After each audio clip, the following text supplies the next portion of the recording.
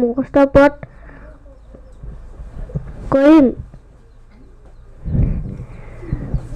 যি মানুহে দুষ্টবোৰৰ আলোচনাত নচলে, পাপীবোৰৰ পথত থিয় নহয় আৰু নিন্দবোৰৰ শাসনৰ নবহে। কিন্তু জিহ্বাৰ ব্যৱস্থা সন্তুষ্ট হয় আৰু দিনে ৰাতিয়ে তেওঁৰ ব্যৱস্থা ধ্যান কৰে, সেই মানুহে ধন্য। সেই মানুহৰ বতৰৰ ফল দিয়া পাত জৈ নপৰাল, বৰ্তি পানী দাঁতি ৰোৱা গছৰ নিচিনা।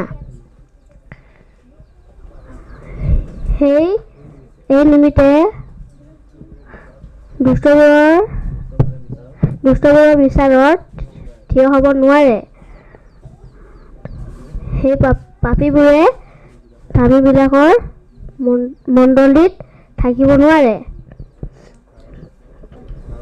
কাৰণ জিহ্বাৰ ব্যৱস্থা